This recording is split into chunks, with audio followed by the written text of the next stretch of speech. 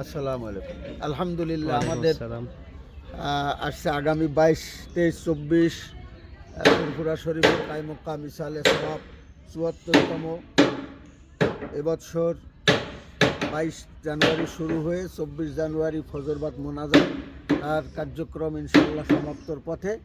খুব দ্রুত কাজ এগিয়ে চলেছে। এখন শুধু আমাদের তাঁবু খাটানো, আমাদের স্ট্রাকচারের কাজ সব কমপ্লিট। ইতিমধ্যে তাঁবু তাও অনেক আল্লাহর রহমতে সম্পাদন হয়েছে, আর বেশি নাই, 50% তাঁবু টানালে আমাদের ইনশাআল্লাহ কাজ সমাপ্ত হয়ে যাবে।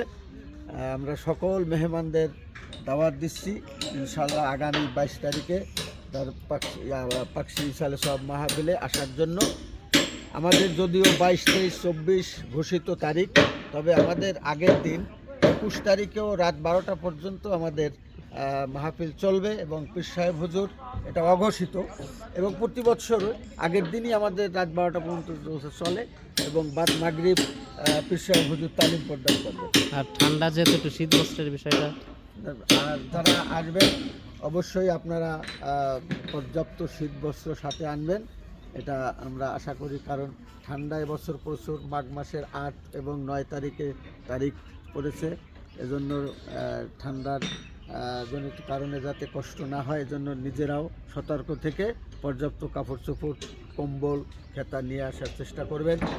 এবং প্রত্যেক টিমে পলিথিন আনার চেষ্টা করবেন, যাতে উপরে নিয়র যাতে না পড়ে। আমরা যদিও পর্দা দিয়েছি, তারপরেও যদি আপনারা কিছু পলিথিনের ব্যবস্থা নিয়ে আসেন সেটা আমাদের জন্য ভালো হবে। আচ্ছা, দূর দূরান্ত থেকে যে মেহমানরা আসেন ওনাদের খাবারের ব্যাপারটা আমরা প্রতিদিন দুপুরে তাদেরকে খাবার দেই।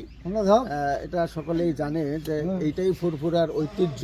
মেহমানদার সকল মেহমানদের যত লাখ খরচ হোক, ফুরফুর দরবারের পক্ষ থেকে দুপুরের খানা তাদের প্রদান করা হয়, এবং আমাদের স্বেচ্ছাসেবক 5,000 থাকে, তাদেরকে আমরা 3 বেলায় খাবার দিয়ে থাকি ইনশাআল্লাহ।